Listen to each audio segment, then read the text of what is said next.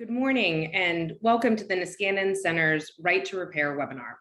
I'm Kodiak Hill-Davis, the Vice President of Government Affairs at Niskanen Center, and it's my pleasure to be moderating today's discussion.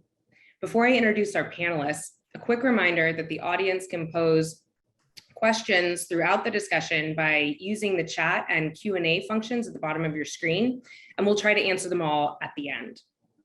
Our panelists today are Aaron Perzanowski, Professor of Law at Case Western Reserve University, Kathleen Burke, Policy Counsel at Public Knowledge, Carrie Maeve Sheehan, a policy expert and formerly the Policy Director at iFixit, and my colleague, Daniel Takish, Regulatory Policy Fellow at Niskanen. To briefly set the table for today's discussion, last year saw significant progress on issues related to right to repair, giving owners of devices greater control over their property. However, right to repair issue really sits at the critical and complex intersection of intellectual property, competition, and regulatory policy. And as our panelists will emphasize, there's still a lot of work to be done. So with that, I turn it over to Aaron to get our conversation started. Thanks so much for having me here to talk about this issue today with such a wonderful panel. I thought like the place that I wanted to start the conversation is by sort of helping us think through the economics of repair, right? Why is this issue sort of coming to the forefront right now? If you're a company that manufactures and sells consumer devices, right, you've got an obvious incentive to sell as many as you can. And once a product, especially a product, say like a smartphone, really becomes ubiquitous, encouraging the replacement of existing devices is just a key and obvious strategy, right? And shorter product life cycles are really built into the business models of a lot of companies, and cheap, easy, effective repairs are really at odds with that goal, right? So that's one strategy. Reduce repair in order to drive replacement sales. The other strategy is, in some instances, right, if it's a $60,000 car or if it's $1 million piece of farm equipment, repairs are going to happen. It's just a question of who is going to perform them and who's going to like capture the benefit of those transactions, right? And so companies, manufacturers and their dealers want the opportunity to capture that parts and service market. And so we see efforts that are designed with that strategy in mind. But none of that's really new, right? Companies have been trying to shorten the lifespans of their products for a century. That was GM's goal when it introduced annual car models back in the 1920s. Around the same time, the Phoebus cartel, made up of the world's leading light bulb manufacturers, tried and succeeded in lowering the lifespan of the global light bulb supply, right? That sounds absurd, but this sort of thing, it has been happening for a century. So what's changed in the last couple of decades? I think there are two main developments that are really driving this conversation. The first is the fact that code is integrated now into everyday devices, right? It's not just our phones that run on software, but our cars, our dishwashers, our TVs, for some of you, your coffee mugs, right? And when every device has a chip thrown in it, it's got embedded software, it's got network connectivity. That gives manufacturers like an unprecedented degree of control over the things that we buy. That code allows them to disable functions and add functions. It allows them to disable devices that have been repaired by third parties. It allows them to serialize parts so that even authentic OEM parts can't be installed without some special permission. So that's one important shift here. And the second one, just to wrap things up, is a lot has changed in our law, right? We've seen over the past couple of decades the introduction of the anti-circumvention rules of the DMCA, the rise of end user license terms, and the erosion of the first sale doctrine. We've seen the expansion of design patents. And until very recently, right, we've seen the sort of withering of meaningful antitrust enforcement in the United States. So I think all of that taken together really creates an environment that's hostile to ownership generally and to repair specifically. Thank you, Erin. That's an excellent point too, that the products implicated could even include your coffee mug. With that, I'm going to turn it over to my colleague, Dan Takish. Thanks. Yeah, that was an excellent summary of the issue to a certain degree, a how we get there, and and I'm sure other panelists will discuss the policies that flow into the current state of affairs. But I think it's very interesting to examine how the wide range of practical impacts that a right to repair, or rather the lack thereof, have. One of the biggest ones are the environmental costs of making it harder to repair. Now, there are significant energy and emissions costs that go into the production of these devices, and that those are, unless my colleagues in the climate department really do an excellent job persuading right now on price, those aren't internalized by the consumers. There are also significant issues with the resource extraction to actually make those devices. It's also worth considering sort of the labor market and supply chain implications of a lack of right to repair. Not only has the number of people who you would call repair workers, that's their full-time job, declined relative to the US population, it's declined in total terms. And that has, those are jobs that aren't, that don't exist in the United States that otherwise could, but for a restrictive regulatory and competitive environment. So these are opportunities for people and independent shops to ply their trade that simply don't exist. And if we look at the broader supply chain, supply chain issues that we are having, I couldn't think of a better fix to the issue when we're talking about chip shortages and auto manufacturers and those types of breakdowns. Is you don't need to buy a new car if you're able to make your present car, if you're able to make your current car, your current computer, or whatever work longer. That's something that's recently come up where right to repair would have huge implications and could really make a dent into the current issues that we're facing. And then, I'm sure my other panelists will put in, but I think one other issue that's perhaps a little bit underappreciated when we're talking about right to repair and what some people would call hostile design, both in the actual way the products are made up or the way they operate, or the way operate and the general environment and the incentives created by certain policies, is that there's an opportunity cost that goes into making things so it is preferable to buy anew rather than to fix. Now, a lot of design choices that make things hard to repair or make it easier to replace are not conscious decisions made on the parts of designers. They're more incidental. That's not to say that they're not a problem, but they're secondary to it. But a number of decisions into the way products are designed is programmed obsolescence, or is to funnel people, when they do encourage repair, into authorized repair shops. And those are decisions that were made, and the creative energy that goes into making those decisions, that's energy that is not spent either making them last longer or other incremental improvements.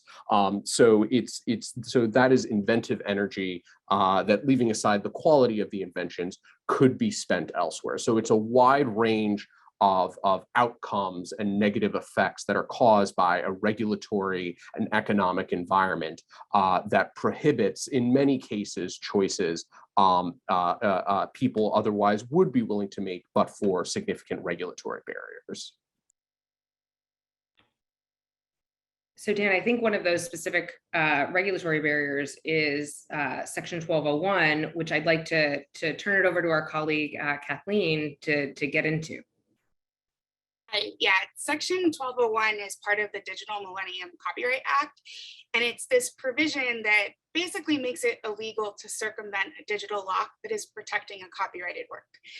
Sounds simple at first, but when you start to dig into it, what has happened is this kind of provision has been co-opted a lot by device manufacturers to prevent you from being able to access things and devices that you would otherwise have been able to access if there wasn't, complicated software involved.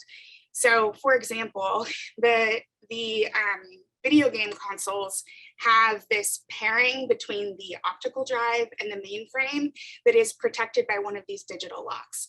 Now, if you wanted to repair your optical drive, you would have to circumvent that digital lock in order to replace the optical drive, which is the piece of a video game console that is most likely to need repair.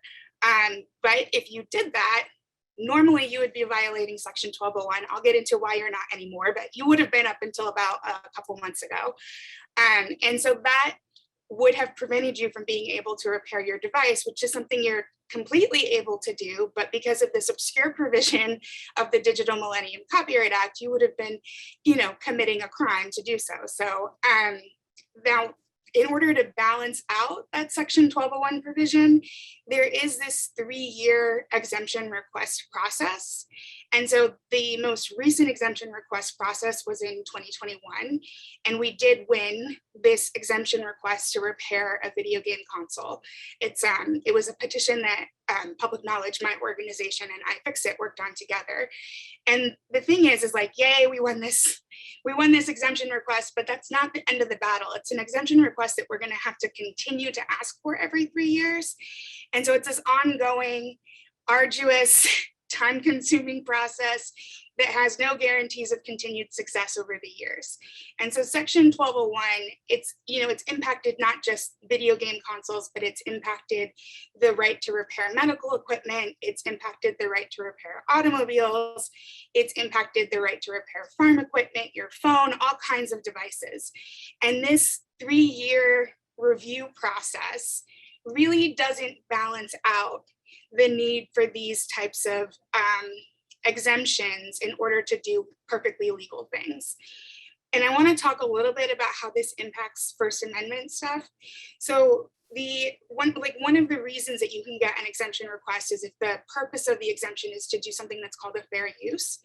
The Supreme Court has regularly classified fair use as the safety valve to the First Amendment for copyright. So when you're giving a monopoly to somebody over speech that they've written or over a creative work that they've done, you're necessarily impeding the First Amendment rights of other people who might want to use that same material in their own speech and in their own expression and in their own research. So fair use is this really important safety valve to copyright that helps protect the First Amendment.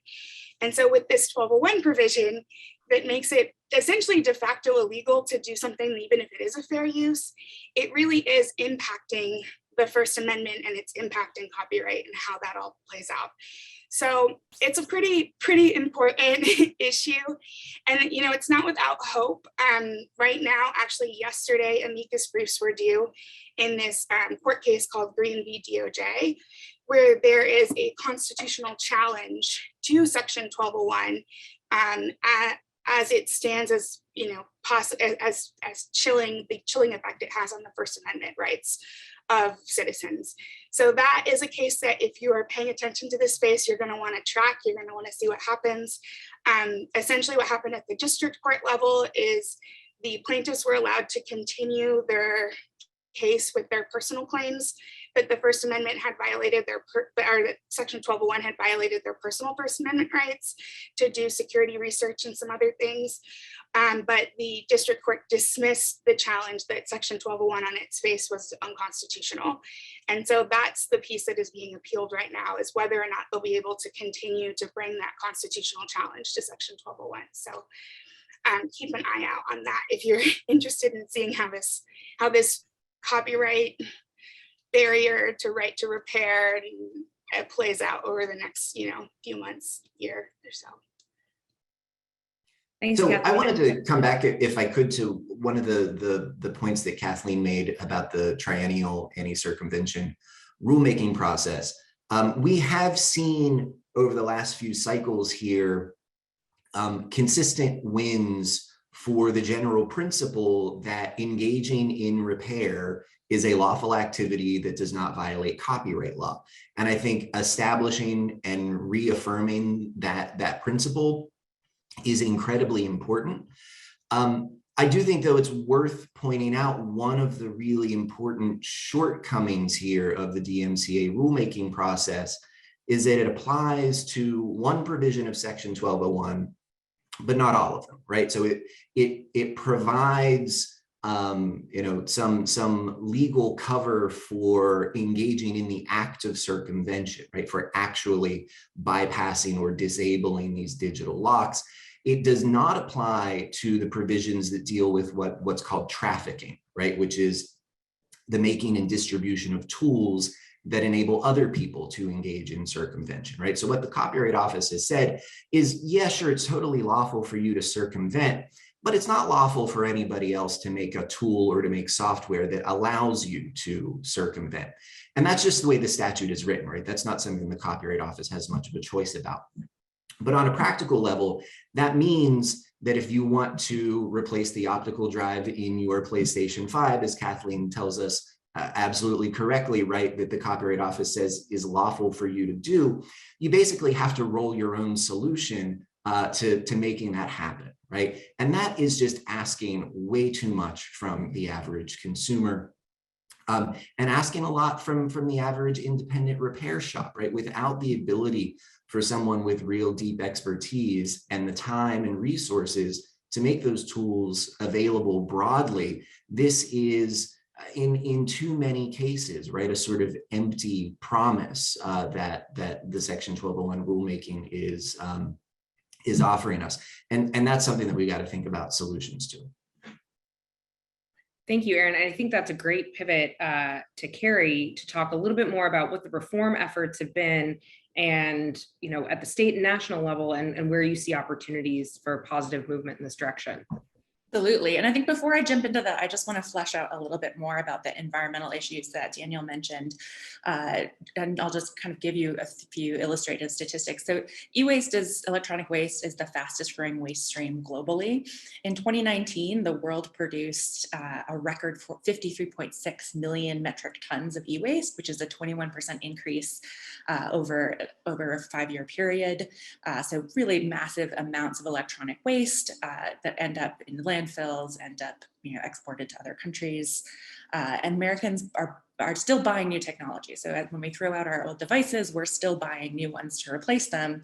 Americans buy 161 million new smartphones every year, which takes about 23.7 million tons of new raw materials to produce those smartphones.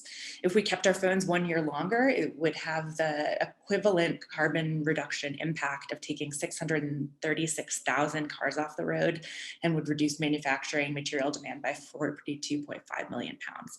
So keeping our devices working even just 1 year longer can have a massively positive environmental impact.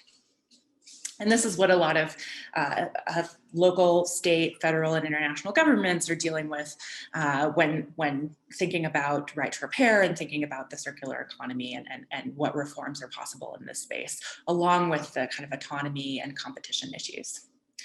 So I'm going to start with a kind of lengthy trek through the history of reform efforts, but I'll try to be brief, but it's going to be a little bit long. Please forgive me. So the right to repair movement in the US really took off in 2013. That's when Massachusetts passed its first automobile right to repair ballot initiative. And that law gave independent repair shops the same access to repair and diagnostic information that's needed to make repairs that's given by dealerships to their authorized repair providers. And that led to a national standard as states and repair advocates and the auto industry reached a national memorandum of understanding. So that's why you can still take your car to an independent mechanic anywhere in the country and they can fix your car. 2013 and 2014 were also when the movement for cell phone unlocking really kicked off in response to a rejection for an exemption request to Section 1201 that would have allowed people to unlock their cell phones to use them with any particular carrier that they choose, and also to sell or donate their phones to other folks who want to use them with a different carrier. That exemption had been granted by the Librarian of Congress in the past, but then in a surprising change of heart, which illustrates the kind of unpredictability and and unreliability of the 1201 process. The following cycle, the librarian denied that exemption.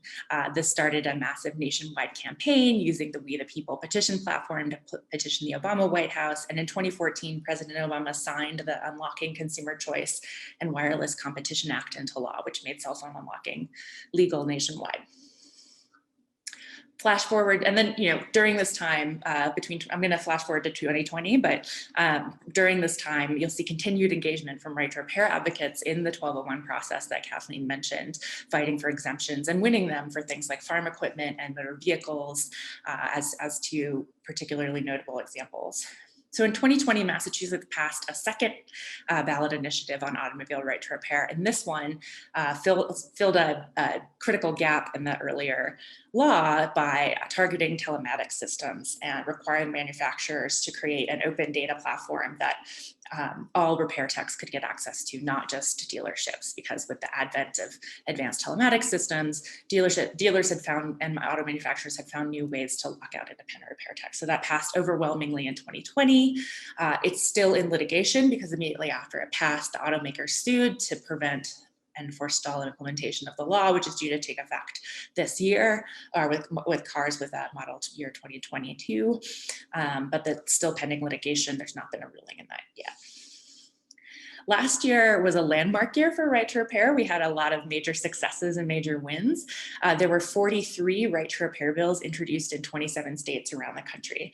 And what those right to repair bills do, what that right to repair legislation does, is require manufacturers of electronics enabled equipment, so really, in the broadest sense, anything with electronics in it, to make available to independent repair techs and to consumers all of the repair parts, replacement parts, special tools and information needed to make repairs that they already make available to their authorized repair services. So if Apple is making a certain set of tools, parts, and information available to its Genius Bar employees, they should be making that available to everyone else as well.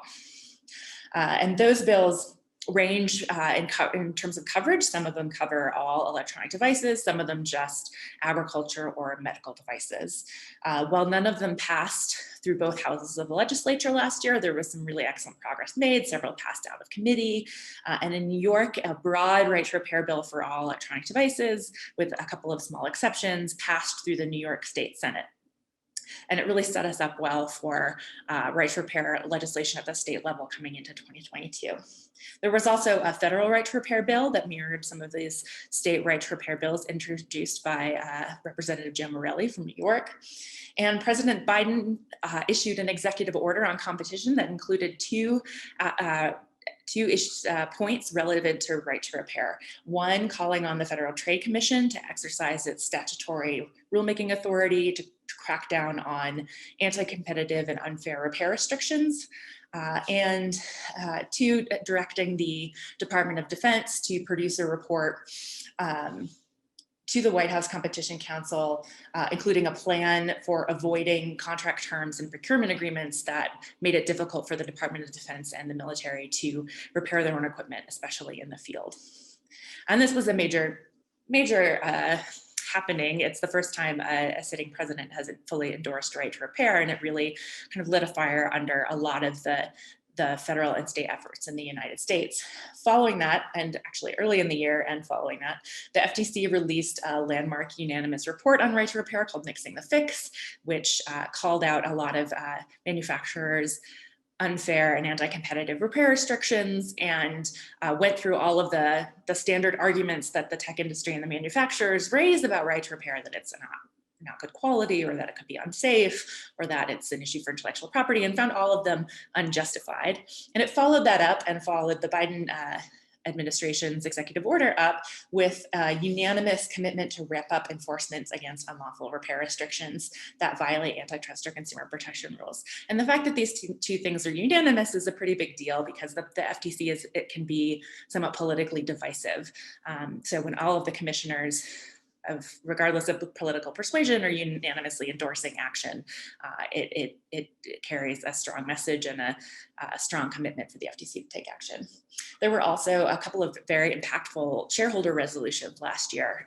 One targeting Apple, filed by Green Century and the U.S. Public Interest Research Group, US PIRG, which led to a commitment from Apple to endorse a self-service repair program, which would include making parts, tools, and information available starting with the iPhone 12 and 13 to individual consumers. And that would include the most frequently, parts that most frequently need replacement, including batteries, screens, and cameras. And to make some version of their special proprietary software tools available as well. There are some caveats to this, which we can go into if there's any questions, but I kind of want to keep going because we still haven't gotten to 2022 yet. There was also, as you saw, a shareholder advocacy group also filed a shareholder resolution with Microsoft, which also led to an agreement with the company to complete a third-party study on the environmental and social impacts with increasing consumer repair access, and to develop new mechanisms to increase access to repair and expand the availability of certain parts and documentations beyond their authorized service provider network. So these are pretty big issues from two manufacturers who've largely opposed right to repair in the past. You know, Apple and Microsoft have been very aggressive in lobbying against right to repair in the past. So these are both kind of sea changes in the way these companies are thinking about repair, and I think marks a shift across the industry. We also, as Kathleen and Aaron both mentioned, we had some landmark victories at the U.S. Copyright Office in the 1201 process this year, winning exemptions for a broad range and nearly all electronic devices, including, you know, anything. Any software-enabled device primarily designed for use by consumers, but also vehicles, marine vessels, and medical equipment. And including, for medical equipment, access to manuals and service information stored on the devices, and not just access to the firmware. And kind of most significantly that stood out to me here is that we have the Copyright Office finally acknowledging that it's important to provide repairers access to the firmware on devices that primarily serve to playback expressive content, which has long been a significant stumbling block at the Copyright Office. So including, you know, Blu-ray players and whatever. Now there's an exemption to repair those devices. There are some inconsistencies there with how the Copyright Office shaped the video game console exemption, which, as Kathleen and Aaron identified, only applies to replacing broken optical drives. Whereas there are many other things, like you might need to replace the main board, you might need to replace other things on a video game console, but the Copyright Office has sharply tailored that exemption only to optical drives, which seems inconsistent with their reasoning on other playback devices for expressive content. And as Aaron mentioned, there's still no tools exemption and no exemption for modification. So changing settings or adding your own firmware are still prohibited for a wide variety of devices. There are reform efforts happening in the US both in Congress and, as Kathleen mentioned, in litigation, the EFF and Matthew Green's challenge to the constitutionality of Section 1201, but also Representative Mondaire Jones from New York has been working on a 1201 reform bill that would grant a permanent repair exemption, and including an exemption to be able to create and distribute repair tools. Internationally, told you it was going to be long. I'm sorry. If we're running out of time, just flag me down. Internationally, there was a very exciting development in France last year, which is having ripple effects across the industry and across the world.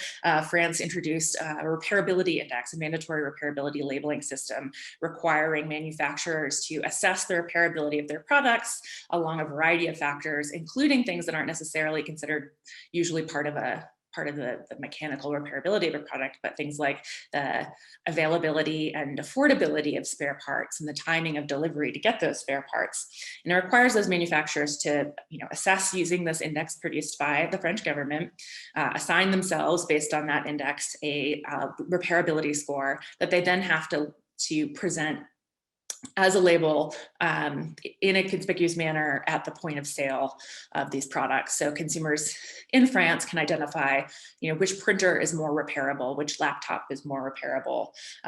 Printers is a stretch, it only applies to smartphones, laptops, TVs, washing machines, and lawnmowers. right now, but it helps kind of rectify that information asymmetry between consumers and manufacturers when evaluating the durability and long-term affordability and repairability of a product. And this is pushing manufacturers around the world to start making more repairable products in order to get a better score and compete better in the market. So even manufacturers who've been resistant to adopting more repairability practices, companies like Samsung and Apple are already starting to assess and post their scores in France and doing things to compete for a better score.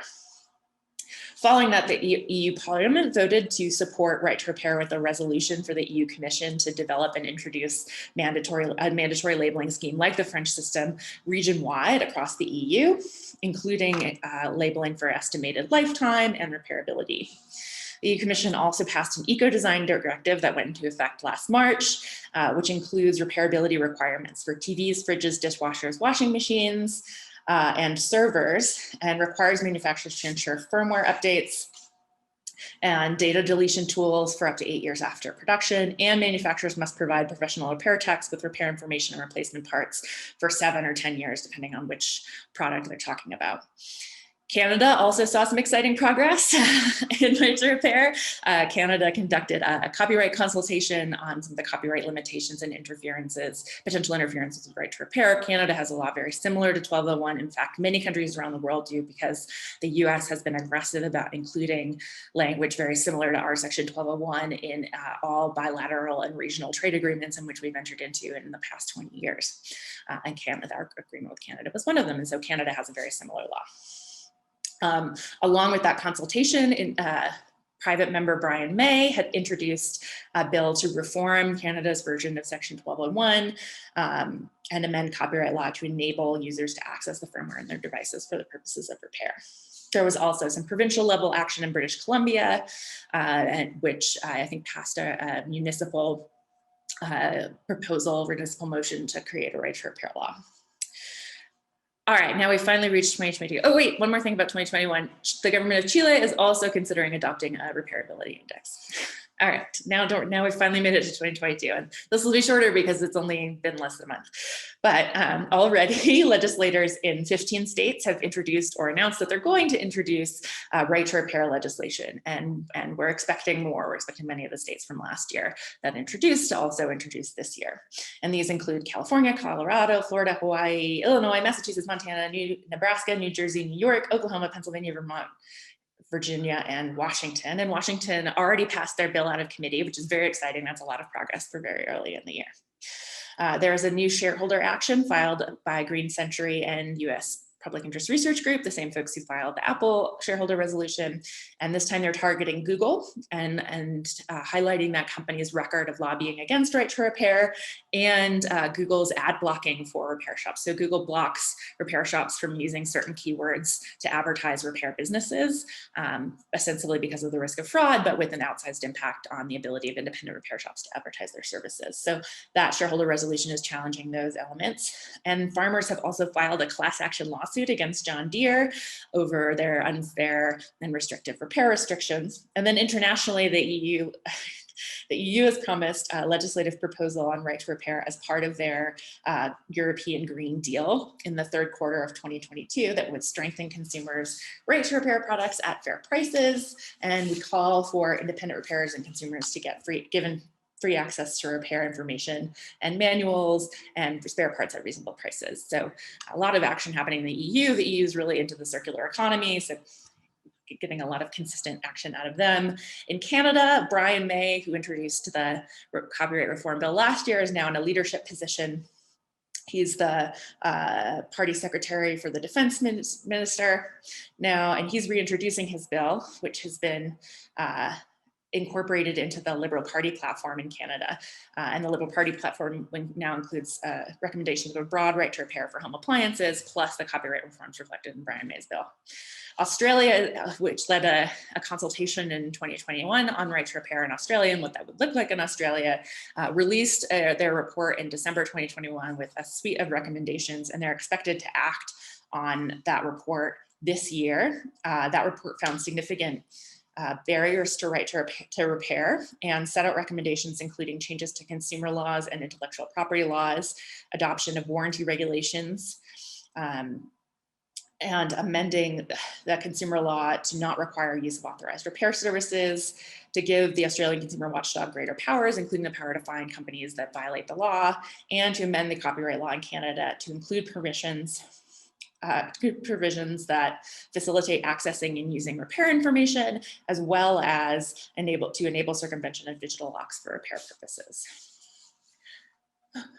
So a lot is happening. 2021 was a major year for right to repair. 2022 is shaping up to be even bigger, if that's even possible. And I think we're well on our way to seeing right to repair become the law of the land in the very near future. And we're already seeing, as you can tell, this reflected in both government action at the state, local, federal, and international levels, as well as action the companies are taking themselves to produce more repairable products, provide more access, and provide more information. Well, Carrie, that was an incredible overview, and what an interesting topic where we're talking about tractors and Apple and finding them on the same side of an issue is interesting. So I quickly want to touch on, and I think this question goes to all of our panelists. Can we talk a little bit about the range of policy solutions? Because you've each kind of touched on various ways that we're having some positive progress, but I think it would be interesting to dig into that a little bit more. Absolutely. So and I think Aaron would also be good to answer this, but I'll jump in first. So when you think about the problem of right to repair, there are a lot of different barriers that exist in right to repair. And so that's why we have a lot of different policy solutions. So in one aspect, one of the problems is that manufacturers are increasingly locking down access to the parts, tools, and information needed for repair. It used to be that manufacturers provided these things as normal course of operations. You used to be able to get the repair manual, your device would come with it, your car would come with a repair manual. You used to be able to get spare parts and fix your devices, but manufacturers have discovered that they can profit more by locking down that process and forcing you to either buy new equipment or to use their authorized repair services. And this is happening, across spectrums of devices. We see it in the medical equipment industry, we see it in agriculture, we see it in cars, we see it in smartphones. So all the manufacturers kind of getting hip to this new control strategy. We're just some rent seeking happening industry-wide. That kind of necessitates one solution, which is that, we need to find a way that everyone can have access to these things. The way that solution's been pursued is by requiring manufacturers to provide equal access, to say, you're already providing this information to your authorized repair providers, to your 22-year-olds at the Genius Bar or the Geek Squad. So there's really no reason why you shouldn't be providing the same information, the same parts, tools, access to independent repair providers in repair shops, which have existed, as long as we've had shops for anything, we've had repair shops, and to consumers themselves who've been fixing their devices for generations and want to keep doing so. But that doesn't fix problems that need to be fixed at the federal level, which include things like copyright law. So Section 1201 being copyright law is limited exclusively to federal jurisdiction. And so a solution to copyright law's barriers to repair has to be done at the federal level. And that includes, reforming or getting rid of Section 1201, pursuing these Section 1201 exemptions as a short-term fix, and otherwise amending copyright law to prevent manufacturers from abusing their power over the ability to repair devices, abusing contract terms, things like that. Internationally, we also see some differences in approach. So the US takes a much more kind of personal liberty, autonomy type of rights-based approach to these things, whereas the EU has been traditionally more focused on extended producer responsibility and kind of circular economy regulation of the industry and regulation of design. So there are a lot of ways to solve this problem, and we see a range of proposals to do so. We're also seeing, the EPA is very interested in lithium-ion batteries, and manufacturers have been gluing these batteries into devices, which results in both the device lifetimes being limited often to the lifetime of the battery, where it's shortening the useful lifetimes of the devices and leading to unsafe disposal of lithium-ion batteries, which have been leading to massive fires at recycling facilities and potential environmental contamination as well. So we're seeing solutions coming from the EPA and coming from the environmental sector as well. Aaron, I think you probably have some good things to add here. So, yeah, I think this is a wide-ranging problem that touches on a variety of causes in the marketplace, a variety of causes with existing law. And so one useful way that I think we might be able to sort of divide up the solutions is by thinking about the solutions that target the problem as it exists today with the devices that we see in the marketplace, mandating access to replacement parts, tools, and information, making changes to existing intellectual property law. I think both fall into that category. The other broad approach to addressing this solution is one that really tries to change the incentives in the marketplace to design products that are more repairable, right? So the repairability scores, I think, are a pretty clear example of that sort of effort, right? And the theory is that by providing consumers with more useful, more accurate information about the nature of the products that they are buying, that's going to influence their purchase decisions and put pressure on manufacturers to design products in a way that is more hospitable to repair. Some of the eco-design directives, regulations in Europe, I think go, a step beyond that by actually imposing some obligations at the design level, right? And they tell us that, look, if you're going to sell washing machines to people, the parts that are most likely to fail need to be replaceable without damaging the device. They need to be replaceable with standard everyday tools. So that, if the, spider arm attachment to your front loading washer dissolves when it is in contact with detergent, as they do, because they're made from cheap aluminum alloys. And after 2 or 3 years, these things just fall apart.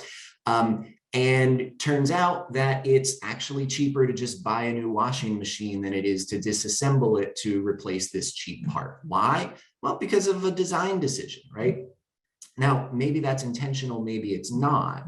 But, it's certainly true that there are a lot of kind of competing demands during the design process.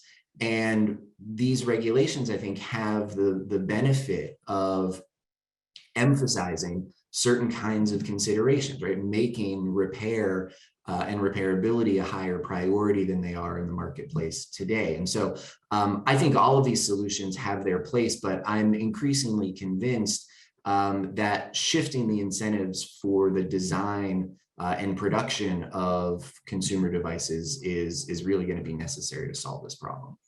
I absolutely agree, because what we've seen in terms of the kind of anti-competitive approach that's embodied in the competition-based approach that's embodied in the state and federal legislation in the US is that it leaves a large loophole for companies that don't already have an authorized service provider network, right? So by requiring companies to only provide access to those things that they already provide their authorized service providers, if a company, say for example, Amazon, who produces a lot of electronic junk with no expectation of repairability, doesn't have an authorized service provider network, which they don't for many of these products, then consumers and independent repair providers who want to repair those products or keep them out of the landfill are out of luck. And a lot of the, there's, as Aaron mentioned, there's kind of software and electronics in pretty much every imaginable device right now, from light bulbs to toothbrushes to cat litter boxes. And some of these are really designed not to be repairable. You'll have devices that are just welded shut. You can't access them without destroying the device entirely. And they're really destined for the landfill. And in order to change that, as Aaron says, we do need to reprioritize repairability and durability in our electronic products. But it's been really challenging to do that in the US. I think Europe's had a lot more success with directly regulating product design and changing those incentives. I think we could see a repairability labeling law succeed in the US. We have a lot of other labeling laws and regimes. We have, for example, the Energy Star rating. So there are models for things that could increase consumer access to information and then allow them to exert pressure on the market. But any kind of direct design regulation has proven kind of a challenge in the US context. Yeah, I think when you look at sort of the spectrum of reform, sometimes you hear there's like either a libertarian or progressive right to repair, where the former focuses on removing regulations. Usually these refer to intellectual property laws, whereas the latter is focused on requiring original equipment manufacturers to make parts available or to deal on level terms with independent repair providers. I prefer for that dichotomy, which I don't really view as one. It's more of a relatively tight spectrum, a thin versus a thick right to repair. I think one of the issues associated with it is I'm not even sure you want to, I mean, there is a cultural component to it, but a part of it is that this has just been the state of affairs for so long, and there are plenty of people who would want to get into the market either for developing products that are repairable for themselves or creating a robust secondary market for these types of goods, where if you created a more favorable regulatory environment, you would see different shops move up. And then you would see over time, I think consumer preferences adjust because these things are available. I'm sure at least a couple of them would go viral on Twitter, and people would catch interest. And then you can have sort of an appeal for in some areas you could have this is the environmentally friendly phone because it's so easy to fix. And then in other areas you can have the appeal of this is self-reliant, you could fix it, or you can go down the street and get someone else to fix it. So you have sort of a rugged individualist approach, maybe a Marlboro Man for right to repair. So you do see it, and I think so there's a wide range of options and a wide range of opportunities for people to enter into the area. But the point is that we have a regulatory and economic environment that has affected the culture and consumer preferences. And so if you change the former, I think you could easily see the development of markets and then the influence of consumer behavior that are presently constrained by the rules that we have. Yeah, and I think that it's interesting that you mentioned that, because there are companies who have pursued like kind of niche companies who've pursued making highly repairable products. There's the Fairphone, which is a Netherlands-based smartphone, currently does not work with any US carriers, but built to be highly repairable. There's the Framework laptop, which is very repairable and modular and upgradable.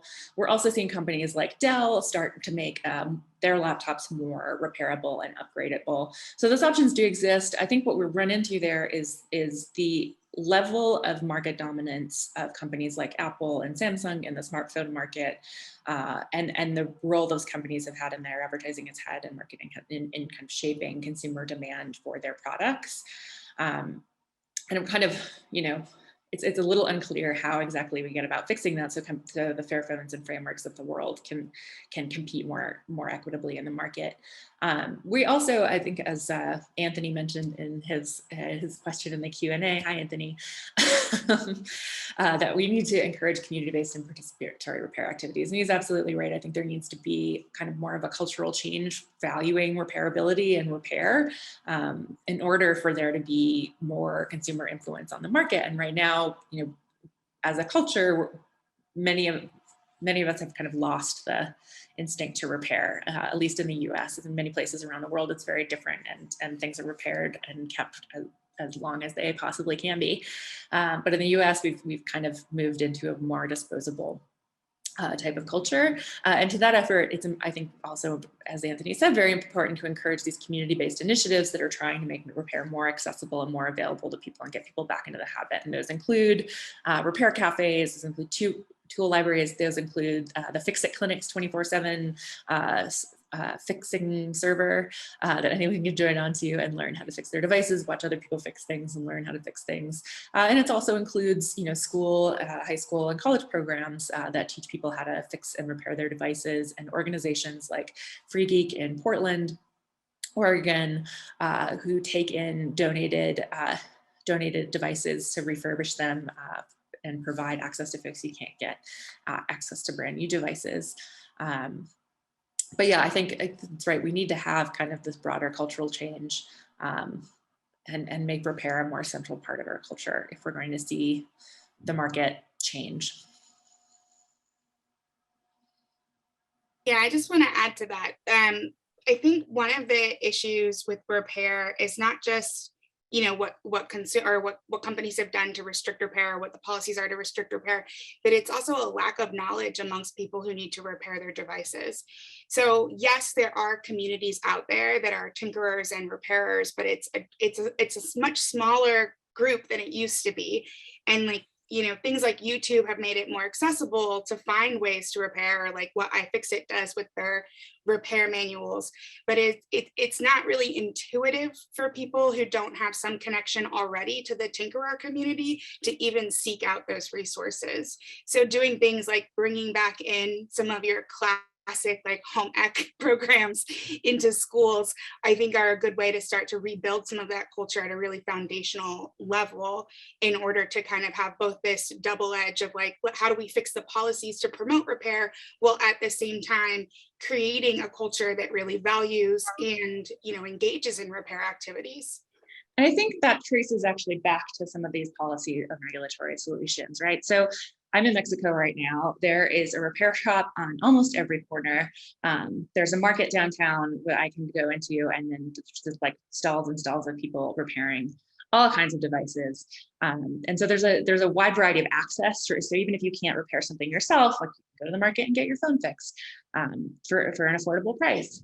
And that kind of accessibility of repair services is something we're missing in the US, because the regulatory situation and the manufacturer control over repair tools and information has really jeopardized the repair industry in the US and caused a lot of independent repair businesses to suffer and to shut down. And so we're seeing a shrinking of the national independent repair economy because of these anti-competitive practices and because of the limitations imposed by copyright law. So addressing those competition issues, addressing copyright laws, regulatory barriers, means that this repair industry can hopefully regrow and get back to providing convenient and affordable access to repairs, so that it'll be easier for people to get their devices repaired, and that'll be more of an option and more present in your mind as an option. So right, if I see a repair business on my corner, I'm going to think more about repairing my device than if I never see a repair business at all. I think that's all true. I do think there's sort of a deeper set of issues that we have to acknowledge, and issues that unfortunately are, I think, much more difficult to solve, right? There's certainly regulatory and legal barriers that we need to think about. I'm the last person that's going to discount the importance of that. But part of this, I think, is a deeper problem about a set of cultural values that we've accepted, right? This sort of tendency that we've developed, over the last century, but I think over the last couple of decades in particular, where we have sort of we've sort of put the idea of innovation and newness on a pedestal in a way that I think is sort of like deeply destructive of the way that we think about our position in society as individuals and the role that we play in the marketplace. There's a reason that Apple puts a number after every iPhone release. There's a reason that they think we should be excited because it comes in purple now, right? These are sort of values that we've been fed that I think, we're starting to see more and more people question them.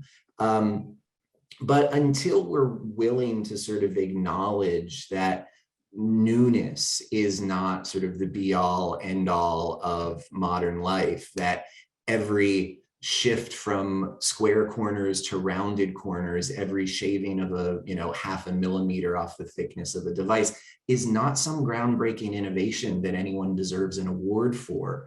I think we're going to really struggle to kind of change this culture of repair, right? And I don't have any great solutions for how we do that, other than sort of have these conversations, other than point out, as we have today, the consequences of this way of thinking. I mean, we're going to innovate ourselves to an extinction moment for the human race. But we had really cool looking smartphones when we did it. I'm sorry, like it's an awful future to imagine.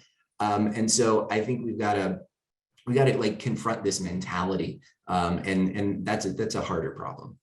Aaron, I have to jump in quickly because you recently wrote and published a book called Right to Repair, and I'd love for you to tell our audience where they can find it. Yeah, so I've been working on this book for the last couple years.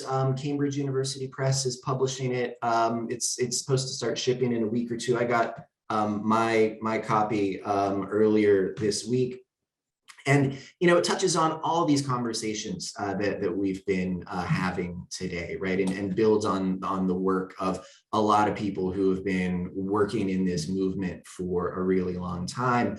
And I felt like, it's been a wonderful process writing this book because this community is so supportive in terms of sharing their insights and information. And so the goal of the book was really to try in a very kind of accessible way to kind of, to share this narrative of like what has happened to our culture of repair, what are the ways in which companies intentionally and unintentionally have essentially broken our ability to repair the things that we own, and what are the solutions, both legal, policy, and otherwise, to sort of get us out of this mess.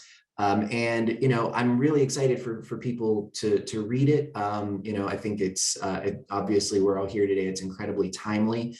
And it's also, in both challenging and exciting ways, totally a moving target. So, I tried to make this book as up to date as I could. I was like writing up until the very last deadline where they're like, we've got to send files to the printer. And I'm like, I know, but there's this executive order and I really need to talk about it. And things just keep happening, right? So this is not a static issue. This is dynamic, and it's something that we all have to kind of remain engaged in as these kind of twists and turns come.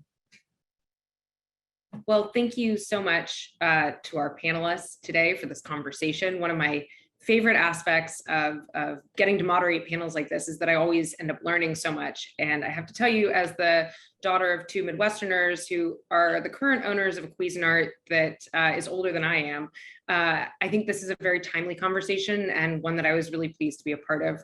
Thank you so much to our attendees for spending your time with us today. And I look forward to reading Right to Repair.